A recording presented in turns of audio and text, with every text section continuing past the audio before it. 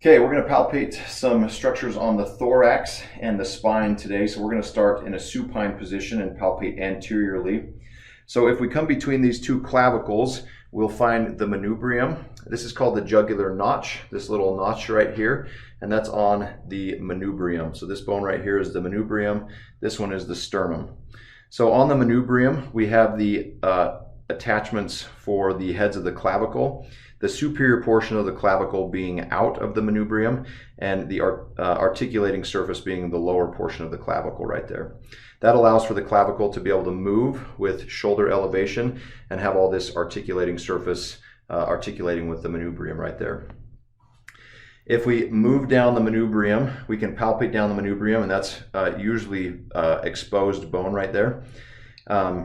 Just palpating through the skin. There's usually not a lot of soft tissue overlying that. But we can also find the first rib coming into the manubrium just under the heads of the clavicles.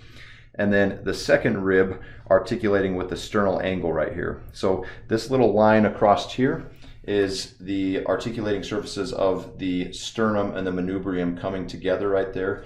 And usually that's felt as a little bump in the sternum right there.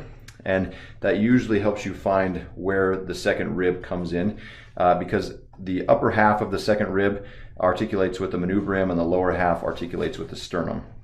We can continue down the sternum, palpating that for that hard end fill all the way down the sternum until we get to the xiphoid process right here. If you come into the soft tissue space of the abdomen and then come up, you can usually feel the details of that xiphoid process. Another thing we can do is follow the ribs down from 1 to 7 that all articulate with the sternum right here. So we've already palpated the first and second ribs. If we find the clavicles and drop straight under the clavicles, we'll be on the first ribs. Then we can follow down and find the second ribs at the level of that sternal angle. The third ribs coming into the sternum right here, and so on all the way down. So you can count down from 1 to 7. Once we get to rib 7, that's our last true rib that articulates directly with the sternum. So we have 1, 2, 3, 4, 5, 6, 7. And ribs 8, 9, and 10, they're called false ribs, and that's because they don't articulate directly with the sternum like rib 7 does. Those are found on the costal cartilages here that come down off the sternum, and we can find ribs 8, 9, and 10 lower down. So one thing I like to do is find rib 7 right here and then follow rib 7 down, and a lot of times you can feel these ribs as they sort of branch off this 7th rib right here. So we have 8, 9, and 10 that are all false ribs. And then lastly, we can usually find the very bottom of this rib cage right here on rib 10, and we can find the 11th and 12th ribs deeper. So if I follow this 10th rib down in that soft tissue space, I can usually follow it until I bump into the blunt end of that 11th rib. And the 12th rib is easier to palpate posteriorly, but if we find that 11th rib, then we can do the same thing. We can come off on the bottom of the 11th rib and just follow it back until we bump into that 12th rib more posteriorly. All right, back here on the posterior side, one thing that'll help us is finding the C7 spinous process. That's also called vertebra prominens because it's very prominent. So if we count down 1, 2, 3, 4, 5, 6, and 7. 7 you can see is very prominent. So if we find C7, that's usually, you can usually visualize C7 on most patients, but we'll go ahead and drop a finger on C7. And the way we'll differentiate between C6 above and C7 below is we'll put a finger on what we think is C7, have the patient flex the spine. Flexion should make C6 a lot more prominent, but extension of the patient's cervical spine should make C6 a lot less palpable. So you'll almost feel C6 disappear with extension, but C7 will stay there no matter what you do. In flexion or extension, C7 is going to hang around. In extension, C6 is going to disappear from palpation. So once we've found C7, then we can work our way down the thoracic spine and find a lot of these other structures. So let's get on C7 and drop down to T1. So now that we're on T1, we know that the first rib articulates with T1 right there. We can also find, that allows us to find the first rib. So we're on T1, we've worked our way out to these transverse processes articulating with that first rib. The best way I like to find the first rib is to come down the soft tissues of the neck this way.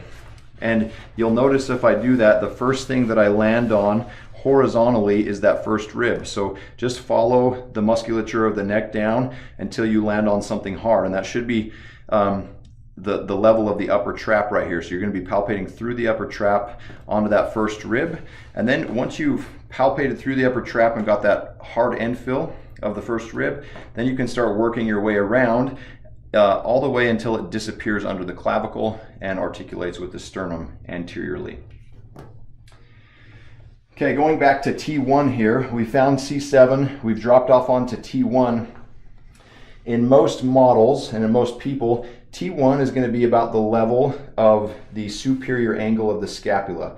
So here's the superior angle of the scapula. If I go straight over, I'm going to be about the level of T1. So that's a helpful hint for finding T1. If I go to the spine of the scapula right here, that's going to sit about the level of T3. So if I count down T1, T2, T3, that should line up very close to the spine of the scapula. And I can keep counting down T4, T5, T6, and T7.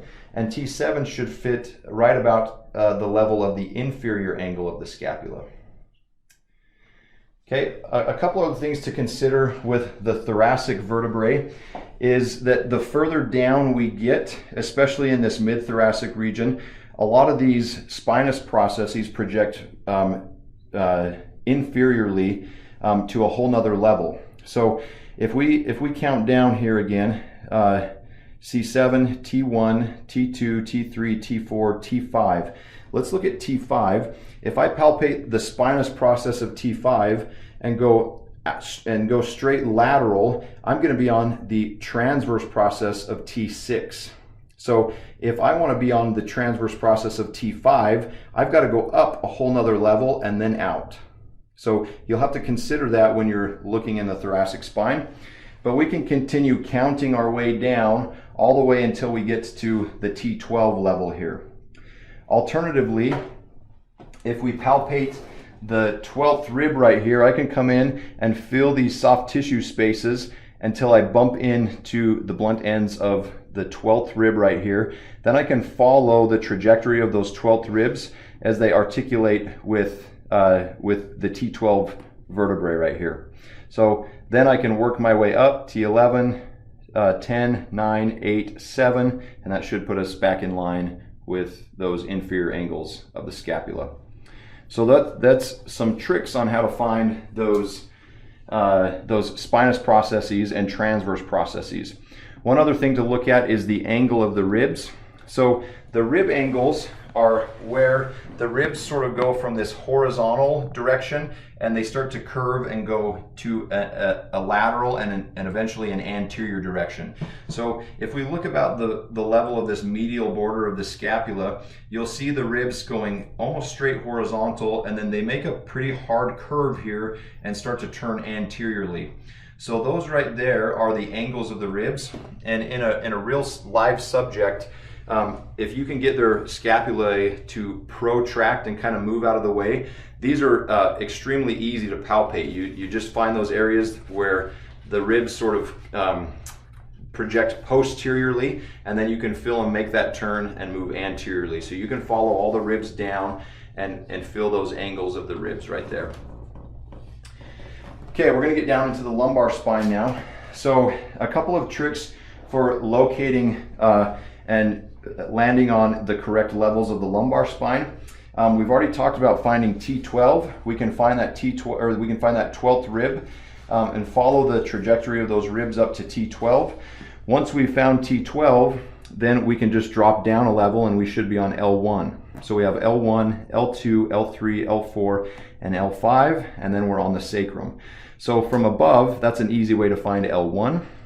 From below, the easiest way to find the spinous process or the lumbar vertebrae is to find these posterior superior iliac spines. Those are very easy to palpate. So if I palpate those, I know that between those two, I should land close to the level of S2. Once I've landed on S2, I can come up to S1, and then the next large projection is going to be the bottom of L5. So I like to find S2, come to S1, and then push up into the bottom of the spinous process of L5. Once I'm on there, then I can palpate in that little soft tissue space, get onto L4, and work my way up L3, L2, L1, T12. Okay. Another little trick, if you look at the spinous processes, these are different than the thoracic spine because their transverse processes are almost in line with the spinous processes. So if I'm on L5 and I go straight lateral, I'm going to be on or really close to the transverse processes of the lumbar vertebrae. So L4 and its transverse process, L3 and its transverse process. One other thing you'll see here is some musculature here. We have the thoracolumbar paraspinals. So in this model, these spinous processes project out further than anything else, but in a real live model, in a patient, usually what you're going to see is these elevated lumbar paraspinal muscles, so these erector spinae muscles, and those include the multifidus that sit right in that gutter right there, all the way up the lumbar spine and down onto the sacrum. So when you palpate here, you're going to be palpating through a lot of soft tissue to try to get to these transverse processes and these facet joints, if you're going to these facet joints and these laminae of the spine here. So usually those are going to project up, and these will actually form the spinous processes will actually form a gutter, so you're going to have to palpate down to get to those. And you can follow those erector spinae all the way up. Lastly, we have the quadratus lumborum. So that runs from the iliac crest all the way up to the bottom of the 12th rib. So this is easiest to palpate in a side-lying position.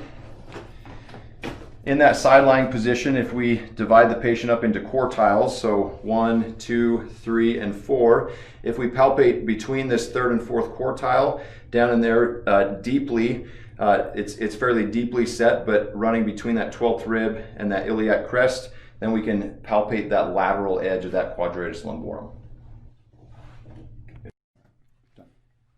Okay, on our patient model now, we have the clavicles coming in toward the sternum and the manubrium here. Right between the two clavicles, we have that jugular notch, and that's the very top of the manubrium here. I can palpate laterally and feel each of those clavicles, the superior portion of those clavicles. They're not articulating with the manubrium, and the bottom portions of those clavicles are articulating with the manubrium.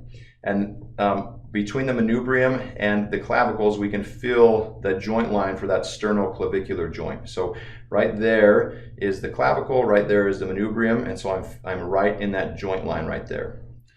If I work my way down the manubrium, I shouldn't have a lot of soft tissue covering, just that skin and subcutaneous tissue, so I should get a nice easy end fill, a bony end fill all the way down. Just about a couple inches down from that jugular notch, there should be a bump running horizontally across the manubrium right there, and that's the sternal angle. So that's where the manubrium and the sternum fuse together right there, and that sits at about the level of the second rib. So if I go straight out from that sternal angle, I can actually feel the second ribs coming in right there. So between the second rib and the clavicle is going to be the first rib. So if I move up just a little bit, I can feel the first rib coming in and articulating with the manubrium a little more superior. I can continue and work my way down the sternum all the way to the xiphoid process. So now I start to come off in that soft tissue space. I can feel the xiphoid process right there. I can come off in this soft tissue space and come up and feel the bottom of the xiphoid process right there. And then we can come back up here to the second rib. So there's my sternal angle. I can find the second rib and just work my way down. So there's the third rib, there's the fourth rib, fifth rib, sixth rib, and seventh rib, all articulating directly with the sternum. I can follow this costal cartilage down off of the seventh rib and work my way all the way down close to the abdominal cavity. So here's my abdominal cavity. Here's the bottom of that costal cartilage coming up toward the sternum. And I can find the three false ribs, 8, 9, and 10. They're called false ribs because they don't articulate directly with the sternum. They do it via this costal cartilage right here. So I can follow that all the way down, and then I can feel the 8th rib right there coming in toward that costal cartilage, 9th rib right there coming in toward that costal cartilage, and then the 10th rib right there coming from superior and wrapping into that costal cartilage as well. If I get on the bottom of that costal cartilage and work my way around, I'll eventually run into the blunt end of that 11th rib right there, which is a floating rib. So it's called a floating rib because it doesn't attach with the other ribs to the sternum at all. It's just floating in the abdominal cavity. So there's the bottom of that, or the anterior projection of that 11th rib. And then if I palpate very deeply, I can follow that 11th rib all the way around to the back and run into that 12th rib right there posteriorly. So we're going to palpate that 11th and 12th rib from a posterior position as well. All right, so we're going to find the C7 spinous process. The easiest way to do that, I'm going to put the patient in just a little bit of flexion to make that more prominent right there. So I'm going to find what I see and visualize as the most prominent vertebrae, and that's about right there. So I think that's C7. But to confirm, I'm going to have the patient flex the neck. Go ahead and flex down. And C6 is going to become more prominent. This is actually probably easier in a sitting position than it is right here. And then I'll have the patient extend the neck. In extension, C7 is going to stay there. But if I come up to C6, go ahead and extend one more time. I'm getting a lot of soft tissue. I would rather do this passively in a sitting position, but C6 is going to disappear a little bit with extension, and C7 is going to hang around. So once I found C7, then I know the next level down is T1. So here's C7, here's T1, and I know that first rib directly articulates with T1. So we're going to find that first rib right now too. So again, this is probably easier found in a sitting position, but we can also find the first rib right here in a prone position. So I'm just going to follow the soft tissues down the neck until I land right on top of that upper trap muscle. So right there, I'm going to be landing right on the first rib, and I do get that hard end fill, although I have to push through several centimeters of trap muscle. I can push down right there and I get that nice hard end feel. That's the first rib. I can follow that first rib all the way around, and I can feel it there anterior to the trapezius muscle as it dives in posterior to the clavicle. So it dives underneath the clavicle to articulate with the sternum anteriorly. Okay, I'm going to get back up here on C7. So there's C7. Here's T1. And T1 should be in line with that superior angle of the scapula. So that superior angle of the scapula comes up right there. Here's T1 right there, and you can see they're pretty close to in line with each other.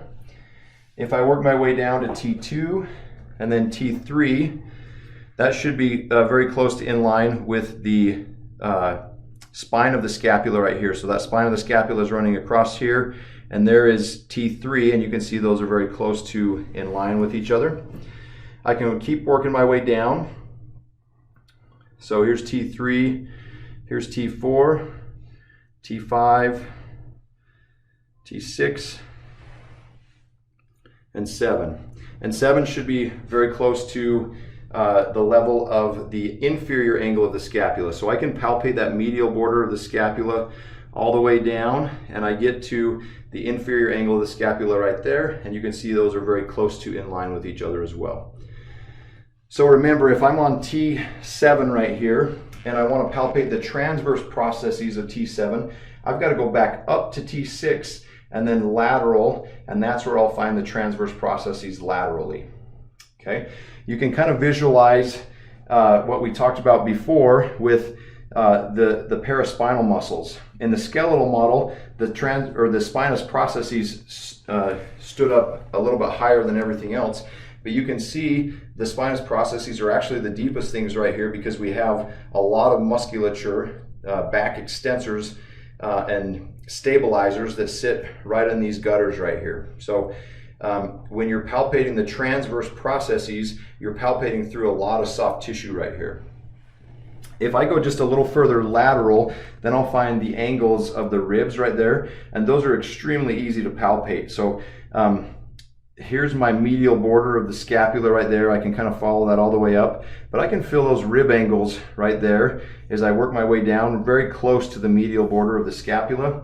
I can come out laterally and I can feel where those ribs really take a sharp turn and start to head anteriorly. So they're moving laterally here and they make a turn and head anteriorly right there. So those are the angles of the ribs all the way down. So just come laterally and then you'll feel a little bump in the ribs where they make that turn to turn anteriorly.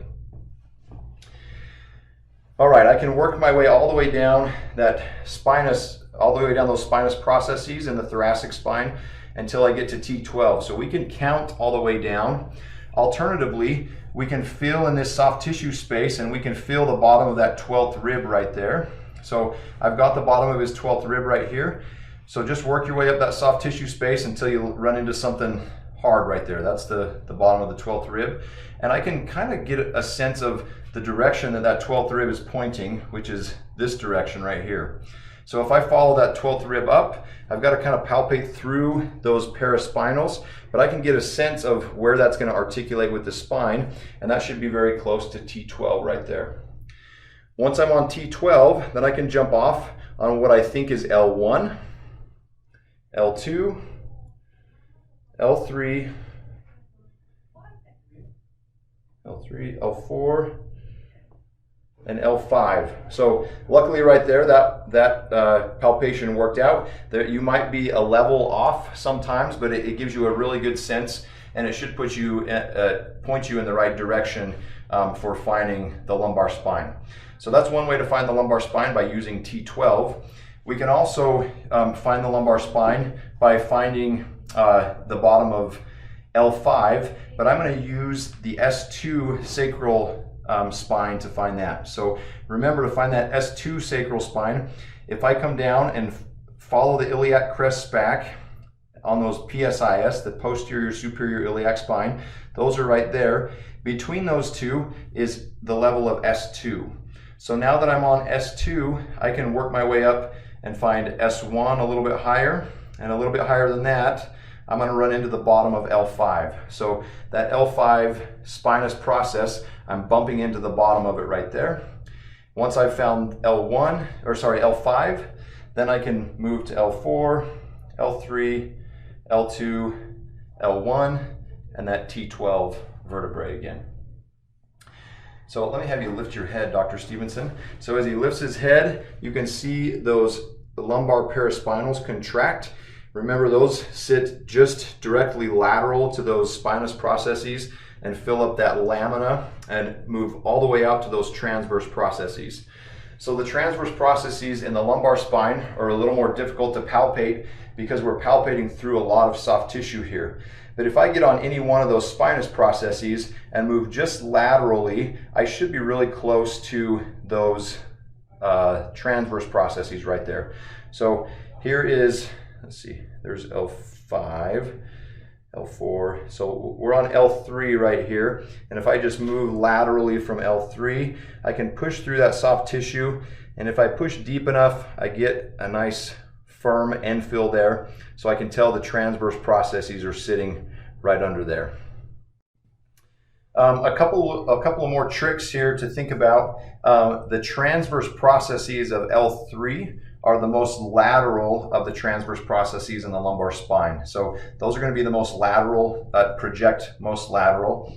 Another little trick to think about is if I find the iliac crests right here and come into the iliac crests, a lot of the times those iliac crests, the top of them sit at about the level of the L3, L4 interspace in males because they sit up a little bit higher in males.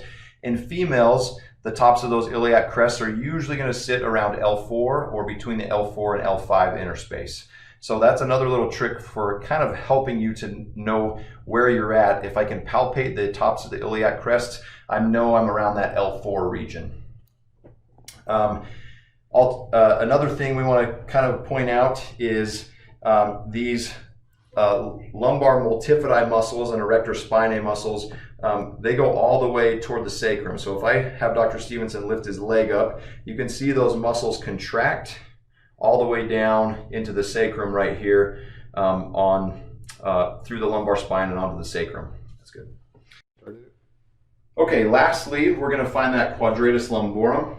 So remember, that goes from the iliac crests here and projects to the 12th rib. So in a lot of models, we tend to think of having a ton of space to palpate in there. But notice right here, I'm on top of the iliac crest, and there's the 12th rib right here. So I don't have a lot of space to palpate in there.